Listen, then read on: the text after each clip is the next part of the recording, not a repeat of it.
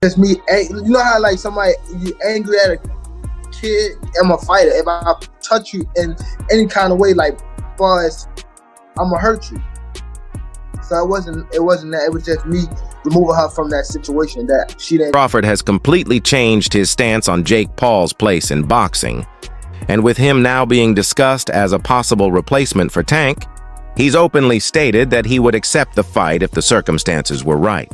This marks a major shift after Crawford previously dismissed Jake Paul as unworthy of sharing the ring with professional boxers. But the potential of a massive payday seems to have influenced his decision. Initially, Crawford couldn't stand what Jake Paul symbolized.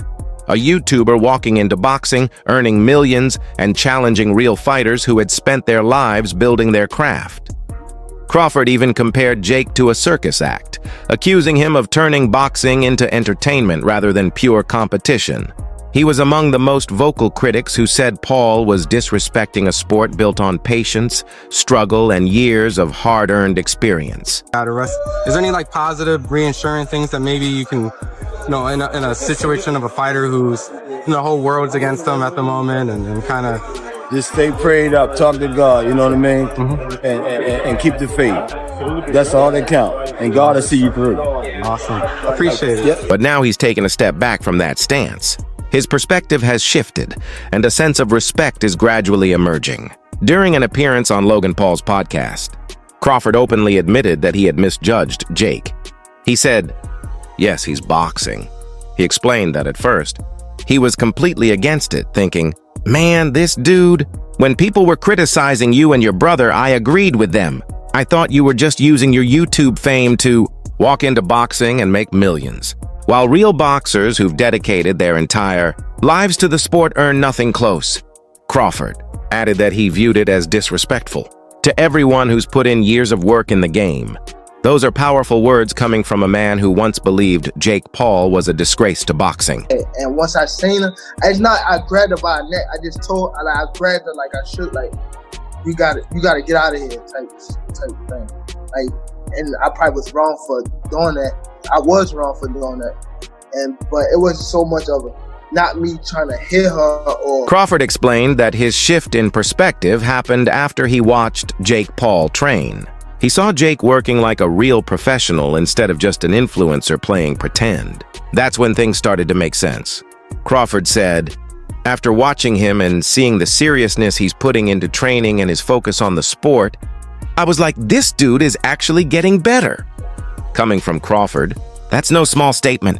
He's a perfectionist, undefeated, focused on every detail, and known for his ruthless precision inside the ring. So for him to say he's impressed with Jake Paul means something significant has changed.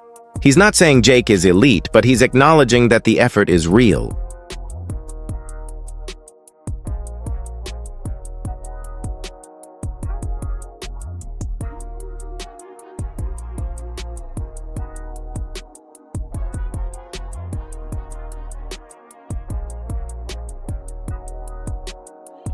Crawford witnessed it firsthand when he went to Puerto Rico to watch Jake Paul face Ryan Borland. That night, Jake delivered a clean knockout, and Crawford, who happened to be there for a convention, made sure to study him closely. Speaking about it later, Crawford said, his last fight against Borland, I was there in Puerto Rico, I was sitting there, and I was like, this dude can really hit with his right hand. That moment changed everything. Sure, Jake isn't fighting elite opponents yet, but Crawford admitted that for Jake, these fights are stepping stones, just like any other boxer working their way up. Gervonta Tank Davis did something awful again, and no, it wasn't scheduling another fight with Jake Paul. He beat a woman. Again. And once again, I'm not talking about Jake Paul. If you know Tank Davis, you know he has a lot of run-ins with the law. But this is actually a civil suit over a certain criminal case that was dropped early. Crawford has admitted that he now sees Jake Paul differently, realizing that Jake isn't trying to skip the line or fake his way to the top. He's not out here pretending to be ready for Usyk or Canelo tomorrow. Instead, he's fighting opponents that make sense for his level and showing real progress with every bout. A lot of people just want Jake Paul to fight Alexander Usyk, Crawford said. But no, you have to work your way up. He went on to say that seeing Jake live gave him far more respect for his effort than he ever expected to feel. That's a huge shift for someone who once dismissed Jake as a sideshow. Now Crawford isn't just acknowledging him, he's open to facing him. And with Gervonta Davis possibly out of the Jake Paul fight, that opportunity might be right there for the taking. Movies and dressing up while watching scary bull race. And lo and behold, breaking news. I just saw this here thanks to my agent Neville, who sent me this. Chris Mannix, love you, boy. That was my brother. He posted that Jake Paul is looking. When Crawford first heard about the potential matchup between Jake Paul and Gervonta "Tank" Davis, he called it crazy, and he wasn't wrong. The size difference alone is staggering. Jake Paul is a natural cruiserweight, walking around at 200 pounds while Tank fights at just 135. That's a massive gap. But Jake wasn't backing down.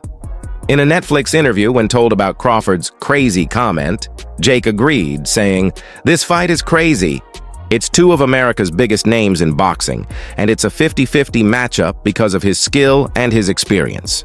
But my size is the equalizer, and that's what makes it amazing. Nobody knows what's going to happen." Is innocent until proven guilty. This looks really bad for him. While all the details aren't out, we know from the details from the original case, which was basically a shut case with a lot of evidence that he did it. That, along with his prior incidents, innocent until proven guilty, but yeah, you know. That's classic Jake. Confident, calculated, and always selling. But then came the question that really lit things up. Would he fight Terrence Crawford? Jake didn't even blink. "I would for sure fight Terrence, 100%. Let's run it." That's the matchup no one saw coming. Crawford, 42-0, widely regarded as one of the best pound-for-pound fighters on the planet and possibly the most complete boxer of his generation, against Jake Paul, the YouTuber turned boxer who refuses to stay in his lane. The idea sounds wild, but from a business and entertainment perspective, it makes perfect sense. But from my understanding, it's a civil suit. It probably could turn into worse. A woman who is a waitress at a club. So I don't know all the details. You guys can check the details, but from a legacy standpoint, it's wild, and that's likely why both men are open to it. Jake even revealed that the Canelo fight was nearly finalized before the Mexican legend pulled out and signed a deal with Saudi boxing chief Turki Al-Sheikh. Jake said, "I still think the Canelo fight is a massive one between him and me. We're two of the biggest draws in boxing, and it would be an incredible challenge for myself. But right now, my focus is on November 14th and getting through Tank first." People are going to believe you did it the 7th. So why is this coming up again? Well, now we talk about Jake Paul. There were a lot of theories that the reason the original charges got dropped, despite it being pretty clear that he was going to get convicted, was he convinced her to stop pressing charges so that he can actually schedule this Jake Paul fight. Because it was announced the day after the— Now that the Tank fight might not happen, who's left? Crawford fits that spot perfectly. A name with credibility, respect, and elite skill. Jake brings the audience, the hype, and the mainstream spotlight. Together, they attract millions of viewers, and both understand the power of that. What's fascinating is how quickly the entire boxing landscape shifts when money and timing align just right. What's up, guys? Happy Saturday. So I wake up to calls from reporters asking me about Jake Paul and Ryan Garcia. Let me just tell you why this fight is not going to happen. Ryan Garcia fights for DAZN, and Jake Paul fights on Netflix. I mean, that's pretty much the bottom line. Golden Boy has a contract with DAZN. Ryan Garcia has a contract with Golden Boy. And that's just the way it is. I mean, this is business. You know, a year ago, Crawford wouldn't even mention Jake Paul when talking about boxing. Now he's saying, if everything aligns, I'd take that fight. It's no longer far-fetched, it's business. And honestly, it makes sense. Crawford has conquered everything, becoming undisputed in 2 divisions with a perfect record and pound-for-pound status. There aren't many challenges left that can excite fans or pay him his worth. A showdown with Jake Paul would shatter pay-per-view records. At this stage, it's not about proving anything. It's about capitalizing on legacy while the timing is perfect. They're going to rant saying, "Oh, you're keeping me from making money and this and that and fighting." No, you have to go by the law, by the rules. You have a contract with DAZN. You have a contract with Golden Boy. It just doesn't happen that way. So anyway, until next time, we'll see you Saturday with Virgil Ortiz. But again, Ryan Garcia's next fight will be announced by me, who he's fighting, and when he's fighting next. Jake's approach is just as calculated. He understands that facing Crawford gives him a level of legitimacy he'll never gain from beating another retired MMA fighter. Crawford is the real deal, a proven world-class boxer. And if Jake can even hold his own or go the full distance, his reputation in the sport would soar to new heights, silencing critics and cementing him as more than just a celebrity fighter. What was your take on the Jake Paul-Mike Tyson fight? What was your opinion on that? It was all right, you know. It's kind of like what it was. Mr. Fake. You know. If Jake Paul calls you for early next year, is that what you want to do? Yeah, let's run that. Anthony Joshua has now entered the conversation.